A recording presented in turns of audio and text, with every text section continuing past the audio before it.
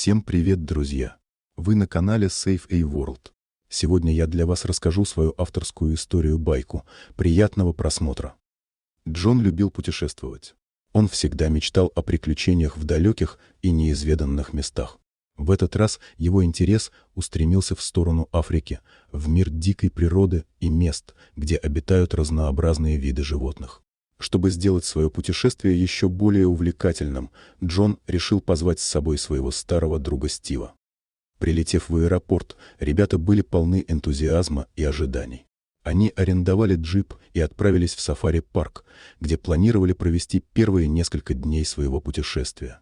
Они решили разбить лагерь вдалеке от основной зоны, чтобы насладиться тишиной и красотой природы. Палатки были быстро установлены, и Джон и Стив решили немного расслабиться после долгого перелета. Они сели возле костра и начали обсуждать свои планы на следующие дни. Они мечтали увидеть львов в дикой природе и запечатлеть этот момент на камеру. Но внезапно к палатке Джона подошел лев.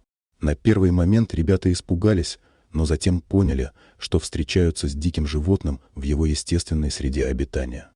Стив быстро достал свою камеру и начал снимать на видео это невероятное зрелище. Лев, кажется, не был особо заинтересован в них и медленно двигался в сторону их лагеря. Но ребята разглядели, что лев несет в зубах львенка. Лев положил его на землю, и ребята заметили, что у львенка течет кровь из лапы. У ребят была с собой аптечка, которую они всегда брали в путешествиях. Они сразу же поняли, что им нужно помочь малышу.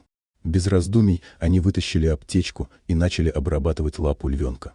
Малыш был напуган и испытывал сильную боль, но он не сопротивлялся. Джон и Стив делали все возможное, чтобы остановить кровь и обработать рану. Вскоре лапа львенка была перевязана, и он начал постепенно успокаиваться. Лев быстро взял малыша в зубы и убежал с ним подальше от людей. Ребята понимали, что в этот момент лев испытывал страх и тревогу за своего малыша, как и любой родитель. Лев быстро бросился вперед и исчез в глубине зарослей. Джон и Стив смотрели вдаль, чувствуя смешанные эмоции. Они были впечатлены силой и заботой, которую проявил лев по отношению к своему потомству. Они поняли, что животные тоже могут испытывать эмоции и бояться людей, особенно в их естественной среде обитания.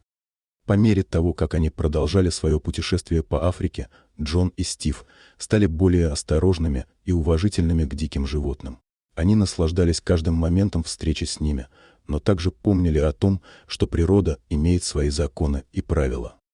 Их путешествие стало еще более незабываемым, когда они наблюдали за стадом слонов, увидели гепарда во время охоты и встретились с гориллой в ее естественной среде обитания.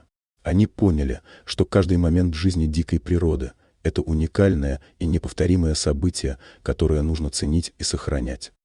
Вернувшись домой, Джон и Стив часто вспоминали свое путешествие в Африку. Они поняли, что мир дикой природы – это удивительное и красивое место, где каждый вид имеет свою роль и значение.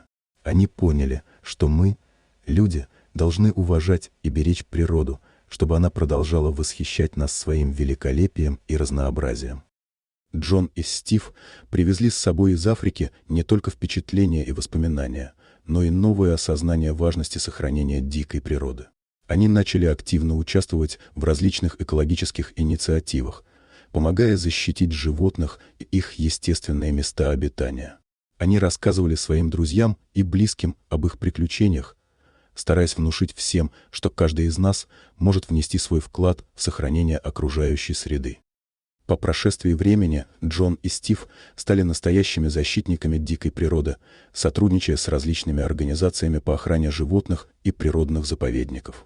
Их история стала примером того, как одно путешествие может изменить жизнь человека и помочь расширить его горизонты. Джон и Стив продолжали путешествовать по миру, но теперь их целью было не только открытие новых красивых мест, но и защита уязвимой природы. Они поняли, что каждый из нас способен оказать влияние на окружающий мир и сделать его лучше для будущих поколений.